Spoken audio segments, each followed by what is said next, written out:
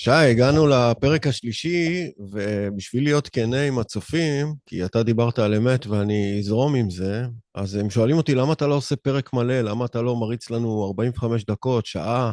אנחנו רוצים ליהנות. וזה בסדר, יש קהל שיש לו את הזמן הזה לשבת שעה, שעתיים, אבל רוב הקהל אין לו את הזמן, הוא צריך לקבל את הדברים בעשר דקות, רבע שעה, שיש לו איזו הפסקה עם קפה, לשמוע את שי דנון ככה ברקע. וככה אנחנו גם מופיעים כל יום. כל פעם יש משהו שעולה, כל פעם מוסיפים עוד רובד, וזה מתחבר לאותן שיטות שיש לאנשים שהולכים נגד האנושות, שאצלהם זה לטפטף את הטיפות של האינפורמציה כל יום, כל יום, כל יום מחדש.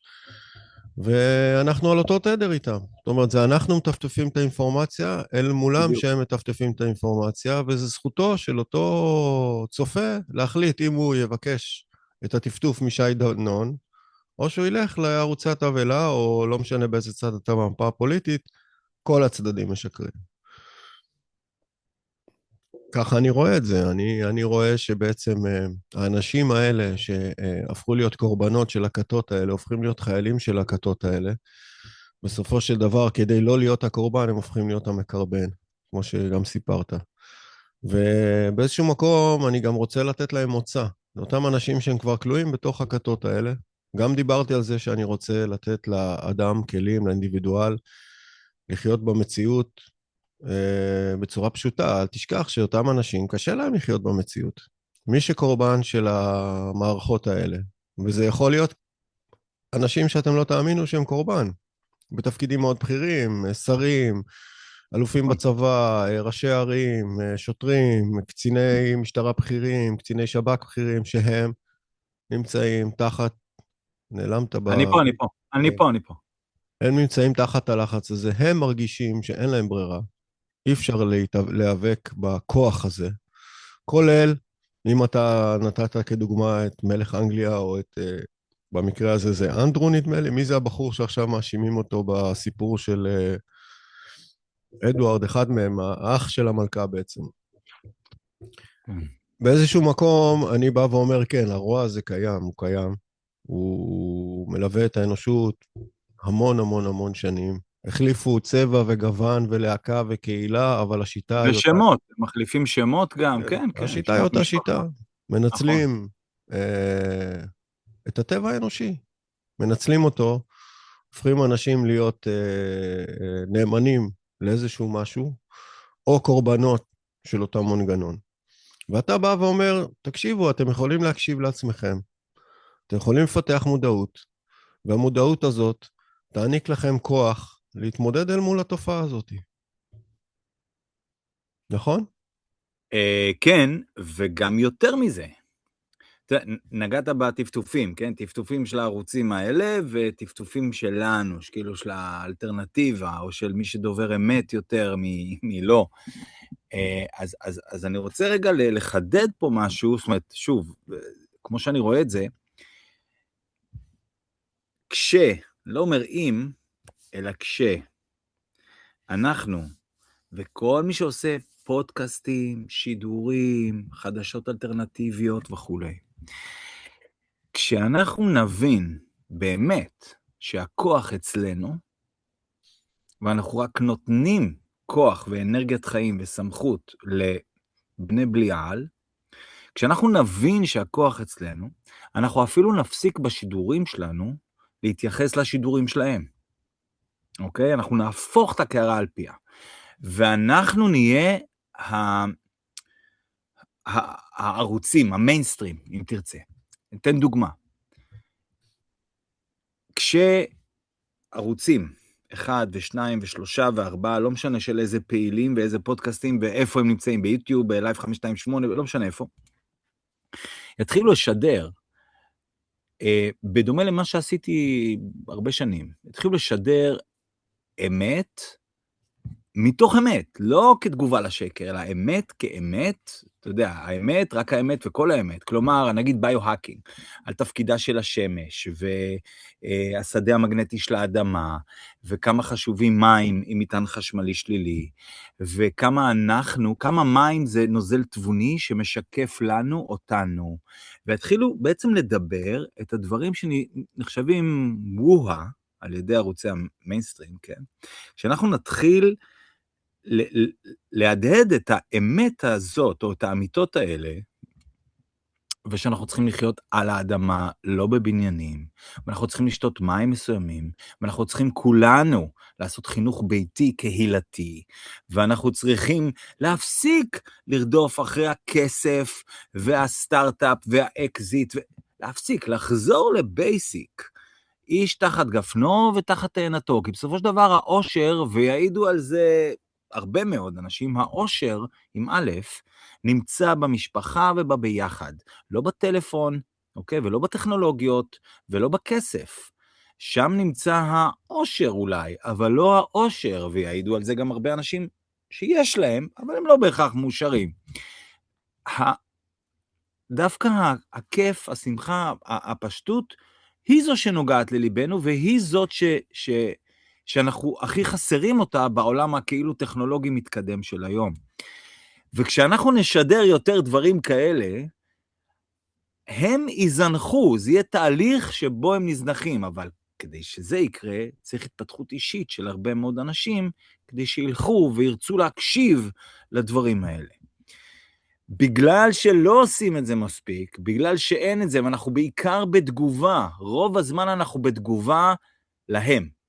הם יוזמים מהלכים, ואנחנו מגיבים. הם יוזמים מגפה, ואנחנו בוחרים, כן לקחת זריקה או לא לקחת זריקה. אנחנו כל הזמן בתגובה, אנחנו לא יוזמים מהלכים, לא מתזמנים מהלכים ביחד. כשאנחנו נתחיל ליזום מהלכים, נתזמן אותם כקבוצה או כקבוצות, כל המציאות שלנו תשתנה. פתאום הכוח, השיפט, יהיה מאוד ברור איך הכוח עובר. ואתה יודע משהו מעניין. כתבתי לך את זה באחת ההפסקות. שמתי לב, ואתמול חשבתי על זה. מה קורה? באירופה הביאו את האויב המוסלמי, נכון? את ההגירה, המהגרים הבלתי חוקיים. קוראים לזה מהגרים בלתי חוקיים. תכל'ס זה השתלטות איסלאמית על אירופה, לא צריך מהגרים בלתי חוקיים וכל החרטה הזה, גם אם יש שם איזה נוצרי אחד או לא יודע, ממקום אחר, מדת אחרת. עכשיו, מתי הביאו את זה? עכשיו, זאת אומרת, ב-23, זה התחיל ב-7 באוקטובר או ב-8 באוקטובר, אוקיי? עלה, לא התחיל, אבל עלה 4 מדרגות אחרי הטבח שהיה פה. פה הביאו את הבעיה הביטחונית, שהיא גם עם ערבים, מוסלמים, אוקיי? עכשיו, מה קורה? מ-2020, כל הביעבוע האנטי-ממסדי שהתרחש גם פה, בחלקו, אבל הרבה מאוד באירופה, בעקבות הפייק פנדמיק הזה, כן? המגפה לכאורה, סוף מגפת קץ האנושות, וכל הזריקות, וכל מה שהם נקטו, ובין אם זה פאוצ'י וגייטס, ופה השרון פרייס הזאת, וכל מי שהיה מעורב בזה, לא משנה באיזה רמה, באיזה תאגיד או מדינה, אם לא היו מביאים את האויב המוסלמי, את בעיית הביטחון, את ההגירה הבלתי חוקית, ואת כל מה שקורה עכשיו, הקלאשז האלה, ההתנגשויות האלה, העם, אני לא מדבר כרגע רק על ישראל, אני מדבר על העם ההולנדי, והעם האירי, והעם האנגלי, והעם הצרפתי, והאיטלקי, והספרדי, והאמריקאי, היו קמים על הממשלות, אבל הם לא יכולים עכשיו, כי מה קורה? תראה, אני מדבר רק על ישראל, אנחנו בין הפטיש לסדן. בוא נגיד, יש פה מספיק אנשים שהבינו שהייתה פה בגידה, אוקיי? או, זאת אומרת, בגידה ב7 באוקטובר, ובגידה בקורונה, אוקיי? הבינו שהייתה פה בגידה וצריך להעניש את האחראים. עכשיו, מה קורה? אם אנחנו נקום, כמו שאמרתי, נתתי דוגמה קודם, כמטאפורה, להפיל את הכנסת, להפיל את בג"ץ, ולהפיל את ערוצי המיינסטרים, כן? יהיה פה מה שנקרא כאוס. ואז זו הזדמנות לאויבים שלנו לבוא עלינו עוד יותר. אז יכול להיות שאנשים מפחדים לעשות את זה. קח את אירופה, ככלל, כן? וגם ארצות הברית ברמה כלשהי, אבל קח את אירופה, עם כל ההגירה הבלתי חוקית והמוסלמים וכל הבלגן שקורה שם, אותו דבר. הם אולי אומרים, בוא ניכנס בממשלות, אבל אם ניכנס בממשלות, יהיה פה כאוס, ואז יהיה פה מלחמה, אולי עדיף לשמור על הממשלה, זאת אומרת, לקחת את הרע במיעוטו, לקחת את הרע המוכר, לנו, מאשר הרע הנוראי והלא מוכר. וחווינו, תן לי רגע מה? לסדר את הדברים שאתה אומר, אבל גם לתת לך איזושהי בבקשה. פרספקטיבה שלי, טיפה, באיזשהו מקום אתה בא ואומר, אלה ששולטים במערכת, הבינו שהמצב דוחק, העם מתחיל להבין, עומד לעלות על הפרלמנט, היה צריכים להביא לו אויב חדש. עכשיו, גם ככה יש הגירה לאירופה כבר המון שנים, זה לא שההגירה לאירופה היא בשנה האחרונה. כל מה שצריך זה לצייר אותו, לשווק אותו, לשווק לציבור שיש פה אויב מוסלמי שעומד לאכול אותם. עכשיו זה קורה לשתי הכיוונים, אם אתה משווק לאירופאי הוותיק שהמאגר עומד לשחוט לו את הילדים, גם המאגר שומע את החדשות האלה, גם הוא פתאום תופס עולה רמה, ואנחנו רואים, כמו שאתה מדבר על תדרים, ראיתי שיחות אחרות שלך, איך שזה משפיע בגלים בכל מיני מקומות, אז אנחנו רואים את העלייה אצלנו. זאת אומרת, הם חיזקו אצלהם את הדמות של המוסלמי המאגר, כן? הם לא חיזקו את המאגר, המאגר נשאר מסכן, והוא צריך לשטוף כלים, והוא עדיין אומלל ומדוכא בחברה. הם העלו אותו כדמות מאיימת על הציבור, באותה מידה פתאום כל מיני מקומות, כמו אצלנו, עזה וכולי, תפסו גובה, כי אמרו, הנה, אנחנו מאיימים על אירופה, אז מסקנה, אנחנו חזקים. זאת אומרת, השיווי משקל של המשחק, של תפיסת העולם של האזרח הממוצע, גם הפכה לשינוי אמיתי בעולם, והם יצטרכו לעשות איזשהו מהלך כדי לתקן את השיווי משקל הזה עם שיווי משקל אחר. אני כן. באיזשהו מקום חושב שהם התעסקו פה עם הגדול מכולם. הם בעצם ביקשו, הביאו על עצמם את הסוף, אבל הם לא רואים עדיין איך שעליית האסלאם הזאת, שהיא מדומה, כן? היא מדומה, היא תקשורתית, היא משווקת וזה, אבל היא לא נכונה. אין באמת לאנשים המוסלמים באירופה כוח. אם עכשיו שוטר נכנס למסגד ועוצר את האימאם, שלום, נגמר המסגד. אם הם אומרים לו, לא שילמת ארנונה, אין מים, אין מסגד. אבל זה נוח להם כרגע לאתגר, אם אני מבין אותך נכון, את האזרחים שלהם בעזרת איזשהו אסלאם, כמו שנוח לשליטים שלנו לתת לעזה, בואו תיכנסו רגע, תחזירו את העם שלנו למסלול. נכון? נכון. אז עכשיו אני רוצה לשאול אותך שאלה, ששואלים את עצמם לא מעט אנשים שהם קורבנות של הדבר הזה, כי אני יכול להגיד לך שאני הלכתי לתוך האש. הלכתי לתוך הכתות האלה, אמרתי, יאללה, תנסו לעשות אותי קורבן, אני מלומד יופי. אבל גם פגשתי הרבה אנשים שלא הצליחו לעמוד באש, ואני יודע באיזה מצוקה הם נמצאים. והם יודעים שלפעמים להתנגד, עלול להפוך להיות הכוח שכנגדם. אם יקום עכשיו איזה קצין בשב"כ ויפתח את הפה בתוכנית של גדי טאוב, אז הוא יודע שהוא יאכל אותה, אבל בגדול, לא רק שהוא יאכל אותה, הוא ייתן את הכוח לפגוע באנשים שכמוהו בתוך המערכת. זאת אומרת, ההתנגדות עלולה להיות כוח נגד. ודווקא אהבתי את הגישה שלך שההכרה באמת, הרצון להמשיך ולדבר אמת, ולהכיר באמת, ולהתייחס רק לאמת. זאת אומרת, לנפות לאט לאט מהתמונה את השקרים, ולא לתת להם כבוד, ולא לתת להם מקום, זה איזשהו כוח שיש לכל אחד, כל אינדיבידואל, בסופו של דבר גם לקבוצה. אם קבוצה יוצרת לעצמה מתודה כזאת של חבר'ה, אנחנו מסתכלים לאמת בעיניים, ואל תחרטטו אותנו, ואל תכניסו חרטוט לתוך השיח הקבוצתי, אז מתחילה להיווצר קבוצה חובבת אמת, והיא דוחקת כמובן את השקר ואת האשליות. כן, וקודם כל גם להגיד לא יודע, זה סוג של אמת, זאת אומרת, גם יש משהו שאתה בודק ואתה לא יודע, למשל קודם אמרתי, זו דעתי, ככה אני רואה את זה, יכול להיות שאני שוגה, וזה בסדר גם, אני יודע, אם תראה לי שוואלה, יש אפשרות אחרת גם להסביר את התופעה של העלייה של האסלאם, או פה מה שיש בישראל, יכול להיות שאני טועה, אבל לפחות נשאר פתוח לכך שא' עובדים עלינו, אתה יודע, שואלים אותי, דוגמה, על העולם, או עגול, שטוח, תקשיב, אני לא יודע, זה לא העניין. אבל בוא נתחיל נאסא משקרת לנו, על ימין ועל שמאל, בכל מיני כיוונים. היא עושה דברים מוזרים שהם נגדנו, זאת אומרת, מבחינת שקרים. אז קודם כל, בוא, אני לא מאמין לנאסא. בוא נתחיל מזה. נאסא הוקמה על ידי יוצאי גרמניה הנאצית, ויש עוד הרבה, הלוגו שלה מאוד מוזר עם הסממנים שיש שם. אז אני בוחר לא להאמין לנאסא. אז כבר הרבה מהראיות, הוכחות לכך שהעולם עגול או כדורי, הן כבר, אתה יודע, מוטלות בספק. יש עוד מקורות להסבר הזה, לצורת העולם הכדורי. יש עוד מקורות, אפשר להתמודד גם איתם, אבל בתור התחלה אני שולל את מה שכנראה משקר לי. זה כמו הסור מרע הזה, אני שולל את השקר, קודם כל. שוב, אני משאיר איזה ספק שאולי נעשה דוברי אמת, אוקיי? אבל ככלל, אני אומר, הם משקרים לי, בוא לא נספור את אותם או את ההסברים שלהם. כנ"ל, אותו דבר, בהרבה דברים אחרים. ממשלה, למה רוצים להעלים את הכסף המזומן, שגם הוא פיקציה, אבל לפחות הוא פיקציה פיזית, שאני יכול להרגיש אותה, אתה יודע. אז לכל תופעה שנותנים לנו, ההסבר בדרך כלל הוא שקרי. הוא מקדם את האינטרס, את האג'נדה של בעלי הממון, בעל המאה, בעל הדעה וכן הלאה. ואנחנו לא קולטים את זה. אתה יודע, אני אומר אנחנו, תן לי רגע להתייחס לישראלי הממוצע. למצער. הישראלים פשוט טמטמו אותנו במשך הרבה זמן, עם הרבה מאוד אמצעים, שידעו אותם עוד מלפני. אתה יודע, האמצעים של גבלס, אוקיי? ממשיכים גם פה, התעמולה, לכאורה בחירה. אתה רוצה ללכת בשורה הזאת, אתה רוצה למחנה עבודה או ישר למקלחות? כאילו, אתה יודע, בקורונה זה היה בחירה בין חרה לשלשול, לא היה פה משהו ורדים. אשליית הבחירה, כן. כן, האשליה הזאת, זה הכל שיטות, אנחנו לא קולטים את זה, אבל זה הכל שיטות, לצמצם אותנו תודעתית, והישראלי הממוצע, so called, אם יש דבר כזה, הוא פשוט נופל במלכודת הזאת שוב ושוב ושוב, והוא לא מבין למה רע לו.